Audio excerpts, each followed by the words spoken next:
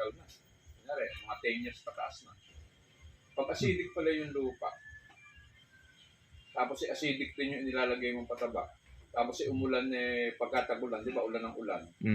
Anong nangyayari pala? Kaya pala Acid rain din yun eh. Epekto pala ng fungus yun dahil doon sa ulan at saka doon sa lupa mo. Kumbaga, mahina na yung lupa na kuha na. Di mahina yung lupa, acidic yung lupa, yung texture ng lupa. Acidic din yung ulan, may alat yun. Madidevelop ngayon yung fungus kasi nabasa. Ang remedyo pala ron, sustansya. So, kailangan dyan, polyar. Kaya pag-i-spray. Palang, yung kahit minsan sa isang buwan. O mag-i-spray ka ng polyar.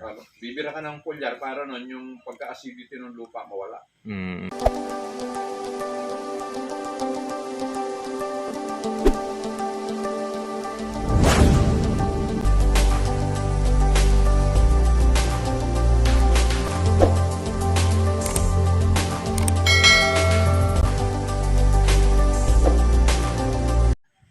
Hindi nababalik yung kulay ng bando. Pero madalang naman ho kasi nalulubog eh. Oo, madalang nga. Pagka ho nalubog yung kalamansi rito, nakatatakot yung pampang ni Ubid ang taas eh. Yung malaking baha nun, yun, doon lumulubog ang kalamansi. Yun, pagka malaking baha lumulubog ito. Pero madalang ho yan. Kumbaga sa parang lilipas yung mga 5 hanggang 10 taon bago mangyari. Pero nung bumahan dalawang sunod nun. Yung ba doon sa amin ay bumaha, yun ho bang, Santi ba yung malalim nun, yung pinasok kami ng putik yung buong Kabanatuan. At ibang yung laor. Santi nga tayo. Santi ho yun eh. Kuha niya, yun ang latest, yung Lando. Yung dalawang. Lando, tsaka yung Nona. Yung dalawang bahang sunod na yun. Pero yung Santi na yun, hindi lumubog ito. Hindi. Hindi siya kuha nun. Pero nanggilid na sa may ilumbak na yun yung tubig, putas hindi na tumuloy. Kung sabihin, may nagmimina ron sa laor, hinarangan yung yung ilog, bumagyo ngayon na sabayan ng high tide. Yun yung kakilala ko sa laor ko, natakot eh, yun yung tubig doon nagagaling sa tuktok ng bundok. Layo ko na, Pero may doon sa mga gulod-gulod nagagaling yung tubig. Tapos yung ganito sementado, ito. Bakbak ito ba? Tinangay ng tubig.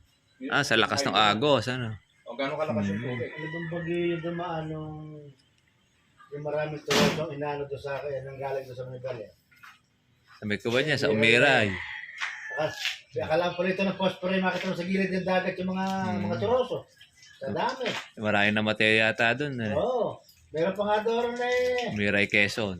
Meron pa nga doon na naglalami yung kaburol Naglalamayan. Tinawa doon ng turoso yung bahay at turit Turog Pati rin patay na wala. Hindi na kayo kakamagulib Wala nang Sabay libing na. Turit nga rin bahay. Basag nga rin bahay nila Yung mga turoso sa babaw nagagaling ng bunta. Sakit-sakit na tubig. Grabe nun. Di ba pagka dyan sa Gapan, bumabaha ang troso nagulong. Kaya maraming nabilis ng mga legal natin dyan. Parang biray na yan. Lalaki ng turoso. Tagal na. Kunyari, mga 10 years pataas na. Pag acidic pala yung lupa, tapos acidic din yung nilalagay mong pataba, tapos umulan pagkatagulan, di ba, ulan ng ulan.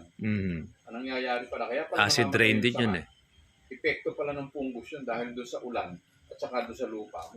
Kumbaga, mahina na yung lupa na kuha na. Di mahina yung lupa, acidic yung lupa, yung texture ng lupa. Acidic din yung ulan, may alat yun. Madidevelop ngayon yung fungus kasi nabasa. Ang remedyo pala ron, sustansya. So, kailangan dyan, polyar. Kaya pag-i-spray. Palang yung kahit minsan sa isang buwan. O mag-i-spray ka ng polyar. Bibira ka ng polyar para nun yung pagka-acidity ng lupa mawala.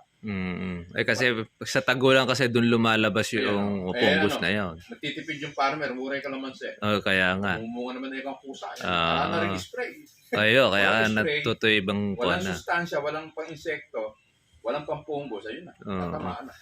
Minsan naman, pagkakuha niya, buong puno naman, tinatamaan ng fungus. Halos yung tinatamaan na. Ganun ang kuha niya. Yun pala yun. Napanood ko kang yun na rin sa Pag umuulan. Kuha niya, acid rain yan. Kung acid rain yun, acidic din kay lupa mo, kaya tatamaan ka ng lahat ng sakit. Yung madilo rin pala yung katawan. Ayaw dilaw yan. Makunat ang kuha niya pagkakuha, masarap yan. Malabo. Malabo. Gano'n kahaba lang ng putol yun. Ayan, pagka napatabanan nyo ng kuwan yan mapaglaman yan. Ayusin ko yung ano kasi meron ako yung likod ko ron. Mhm. Siguro may mga ano yung kulang 3,000 square meter. Ngayon tagulan na ito. Makakalman ko ng ano kahit mga 100 puno. Pero Nakamote. dadalhan ko itanim at pag-aaralan ko yung kalamansi. Maganda yan para at least doon may kalamansi, may testingan kayo doon. Oo. Paglalagay nyo ng Dito kasi pataba. kung magtanim ako, madala. 4x4. Nagugulat ako. Nung nagkaedad ng mga 9 na taon, 8 taon. Nakukonsume ko pag pinipitas na. Naiiwanan. Iiwanan yung gitna, nangihinog yung gitna. Ba't bakit di sinasagat? Hindi kaya kami makasuot eh. Dahil malago. Malago. Kami Masyado pinipitas lang malago. lang, lahat lang ng paingit na gano'n. Pero yung loob niya, hindi. Meron akong pinuntahan sa ano. May pinuntahan ako sa Piñaranda. Ayan, Piñaranda sa General Tino, kabila lang nung bagong gawang tulay. Nung isang taon yun, sabi ko, sa sobrang lago, kasi tabing ilog maganda yung lupa, buha-buhang Pagka, nung nangingi akong ganyan, pumipitas ako, yung kamay ko hindi ko maisuot sa lago. Kumapal nga. Mamahuka ako, sayang huka ko yung, alam mo ka akong silbi. Tanggal, yung bandang gitna huka ko, bawasan niya. Alam mo ba nung nagdala kami ng patabarong? Kakita-kita namin ngayon, tagtagdang bunga yung kalamansi. Kasi nakapasok yung May factor kasi yung kaya hindi namumunga yung malago sa sunlight. Hindi mo kapasok sa Di makakuha siya, makapenetrate yung araw. Sa bahay man ba subukan mo nga yung ganyang bahay, magpatira ka nga ng 15 tao dyan, sisikip yan. Lalo na masyado malilim napagkawa na siya Dadai, magkabanggaro sa loob. Pero maluwa. Yung kasing kalamansi, pagka malaya, hanggang may puwang siya, diretso, lumalagong yan. Pwede siguro, hindi kaya kung maluwang ang kailangan niya yung gitna at tatabasin. Lalo.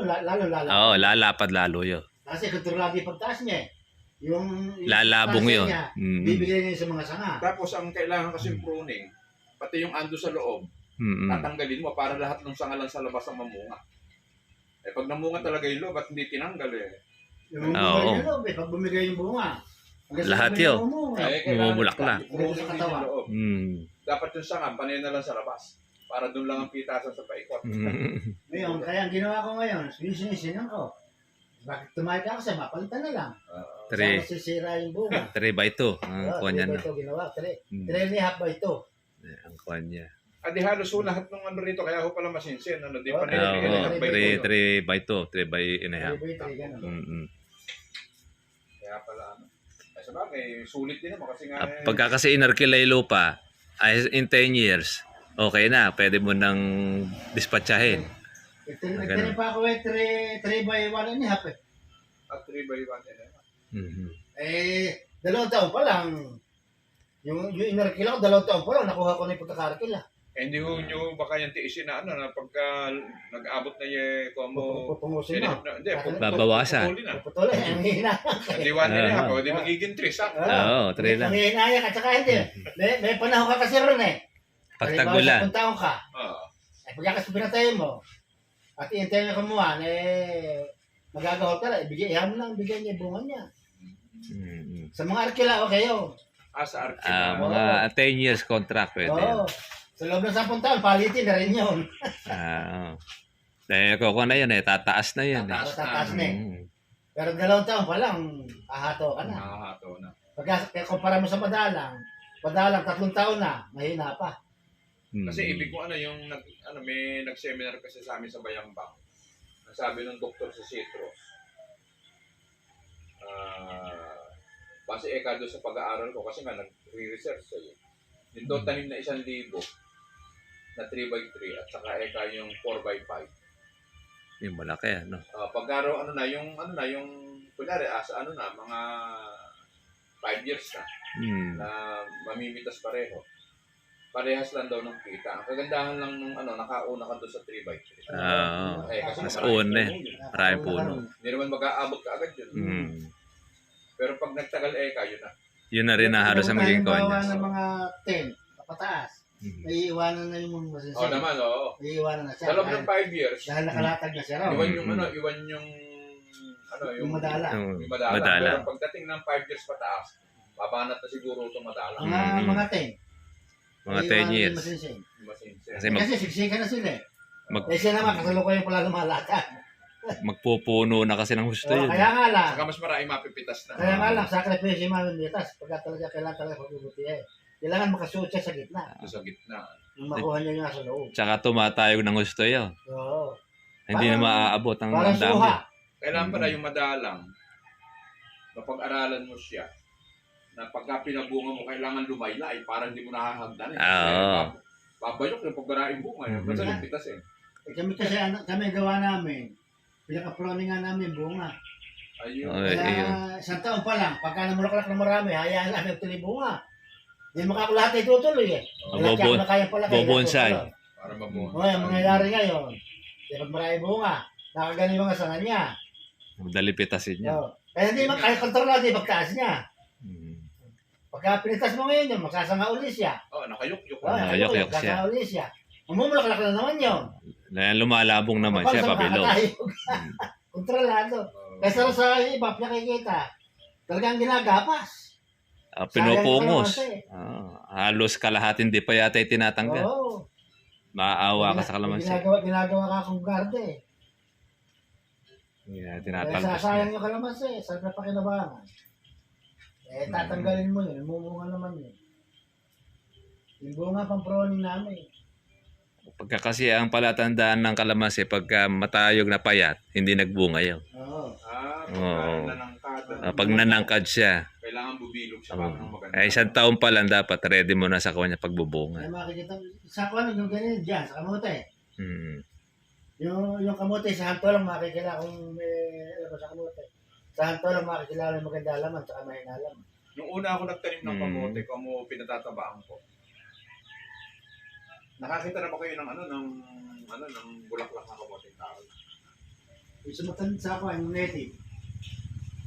Ay, namumulaklak yan, Oh, yung yung kumote na yan. Native Kaya niya. hindi ako nakakita ng ganyang mga Ang bulaklak barang-barang ito, ang bulaklak ng kamoting kahoy. Bilog-bilog, akala munggo. Oo.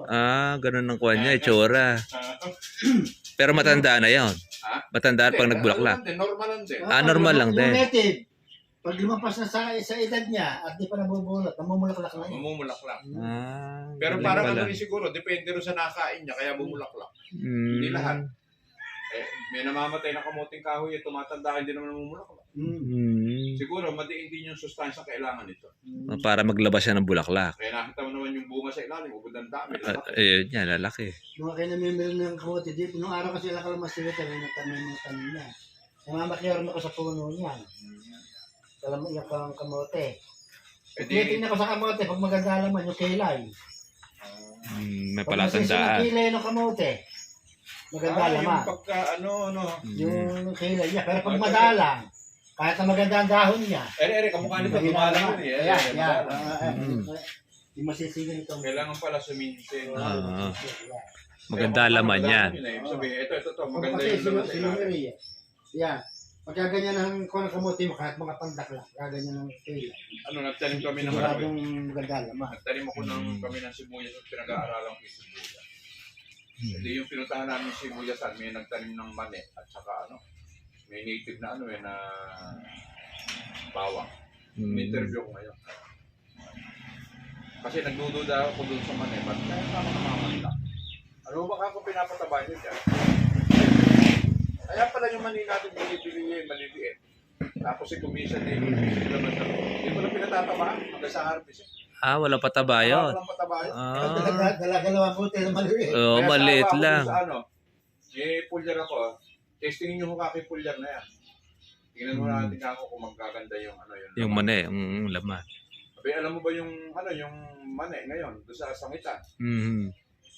Mahal Hindi ngayon ko yan. alam kung sa lupa na 100. Sa benta, gano'n. Ang kilo, di man bumababa yan. Per kilo rito sa nagtitinda rito, 120. Ay, natin nyo na. Mahal ang mani ngayon. Kaya sulit eh. Kaya ako ma. Alam pataba.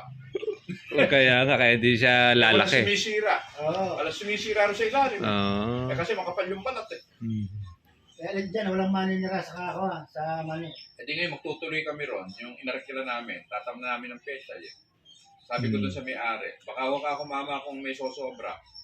Kartihan niyo huwag ako nung nung haharbisin niyo. Magtatanim din ako nung mani sa tagulan. Pag-aaralan ko. Tapos yung palang mani, hindi ko mo namulaklak. Akala mo, magulang na, hindi pala. Normal lang pala siyang Normal lang. Bulaklak talaga yun. Matatagalan pa bago bumuti. Hindi kagaya ng kamote. Kamuting bagay. Pag namulaklak. Pagka namulaklak, naglalaman ano. Nag-uumpisa na. O naglalaman na siya. Pero yung kamuting bagay, kasalukay humahaba bagay, talbusan mo. Panay bagay yung bibigay sa'yo, panay talbos. Ayun, pagka tinalbosan. Oo. Hindi na siya maglalaman. Naglalaman din, mga ugat lang ang laman. Yung maliliit. Oo. Kaya, Di katulad nung hayaan mo siya mamulaklak. Pag namumulaklak na, naglalaman na siya, pwede mo siyang talbusan. nagpunta kami sa Isabela eh. Nagsisisi ko doon sa kamote kong binili eh. Di violet. Yung pala, hanggang doon sa loob, violet. Tingin ko Maganda. 4 na kilo lang. Isang sukat, bumili na ako ng 2. Nung makauwi na ako, sayang ka ako, hindi ko pa nabili. Pero pinatubo ko yung isa eh. Pangit lang yung yung baging payat eh. Pero meron akong tumubo doon na isang puno. Bala ko paramihin. Pakasarap ng kamote. Purong violet siya. Violet hanggang sa loob. Kasi karaniwan dun eh. Dahil ba, tanim ka, tanubo. Tinanim ko mismo yung buto eh. Pag humaba, putulin mo, tanim mo. Pagkasang uli yun. Pag humaba ulit, putulin mo ulit, tanim mo ulit. Kaya alagaan ko mabuti. Maraming gawa. No? Na